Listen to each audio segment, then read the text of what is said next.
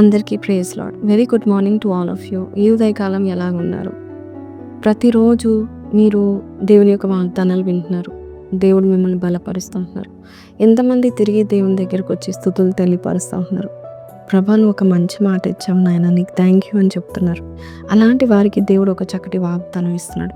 ఆదికాండం 49:8 యూదా, నీ సహోదరులు నిన్ను స్తుతించెదరు. నీ చేయి నీ శత్రువుల మెడ మీద ఉండును. నీ తండ్రి కుమారులు నీ ఎదుట సాగిలపడుతురు. యూదా అనగా ఏంటి?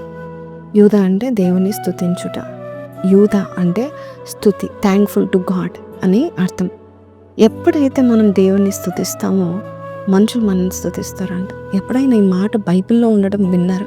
దేవుని స్తుతించటం మనకి తెలుసు, దేవుని గణపరచుట, ఆయన ఎదుట సాగిలపడటం మనకు తెలుసు.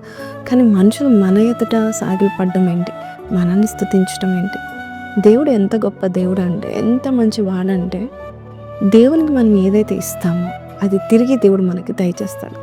దేవుని యూదా మరి ఎక్కువగా ఆయన పేరు తగ్గట్టుగా, స్తుతి అనే పేరుకు తగ్గట్టుగా దేవుడు నిన్ను కూడా స్తుతిస్తారు అని దేవుడు చెప్తా ఉంటున్నాడు. కాబట్టి మనుషుల్ని క్రెడిట్ ఇవ్వట్లేదనో, లేక మనుషులు నిన్ను పట్టించుకోవట్లేదనో, లేక నిన్ను ఏమాత్రం కేవలంగా తీసి పడేస్తున్నారనో, లేక నీ తోబుట్టులే, నీ ఇంట్లో ఉన్న వారే నేను లెక్క చేయట్లేదని నువ్వు బాధపడకు. ఎందుకంటే నీవు దేవుని స్తుతిస్తే వారిని స్తుతిస్తారు.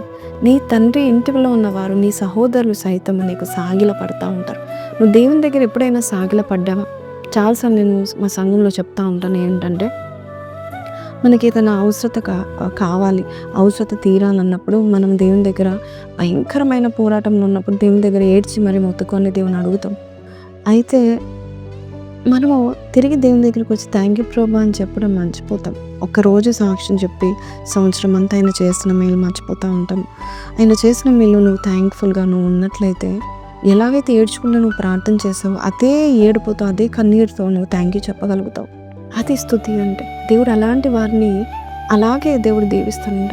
మనుషులకు నువ్వు ఏ చిన్న మేలు చేసినా మనుషులు నీ ఎద్దకు వచ్చి థ్యాంక్ యూ చెప్పబోతున్నారు. బికాస్ నువ్వు దేవునికి అలా చేస్తున్నావు కాబట్టి. నువ్వు దేవునికి ఏది చేసినా ఆయన తిరిగి నీకు జరిగేటట్టుగా దేవుడు చూసుకుంటూ ఉంటాడు. ఆయన ఎంత గొప్ప దేవుడు అంటే, ఆయనని మనం నమ్మితే చాలు ఆయన మహిమను మనం పొందుకుంటాం.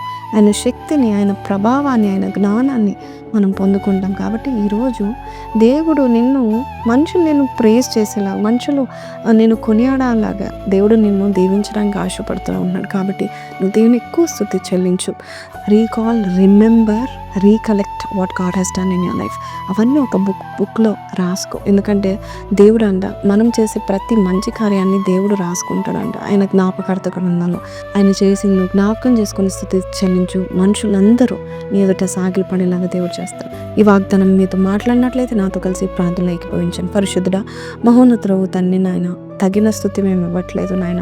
అయ్యా, నేను అలక్ష్యం చేస్తున్నాను. నువ్వు చేసిన మేలను అప్పుడప్పుడు పొందుకొని అయ్యా నాయన మిమ్మల్ని మర్చిపోతున్నాం. ఈరోజు మాతో మాట్లాడిన విధానం బట్టి నీకు వందనాలు అయ్యా. స్తుతులు చెల్లించి నోరుగా తెరవమని అడుగుతున్నాం. ప్రతిరోజు నైవేద్యం అర్పించి నీ నామాన్ని మహిమపరిచి, అలాగే మేము మా చుట్టూ వారి దగ్గర మేము అప్పర్ హ్యాండ్గా మమ్మల్ని నిలబెట్టబోచున్నందుకు నీకే వందనాలు తెలియపరుస్తూ యేసు పరిశుద్ధ నామములో అడిగి వేడుకుంటున్నాం తండ్రి, ఆమేన్. సో ప్రైజ్లో రండి. స్తుతి చెల్లించేవారు ఎప్పుడు రాయల్ లైన్లో ఉంటారు. యూదా గోత్రపు సింహాలు ఎప్పుడు రాజదండం పట్టుకుంటారు.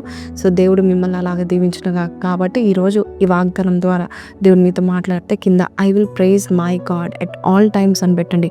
మే God bless you. Praise lord.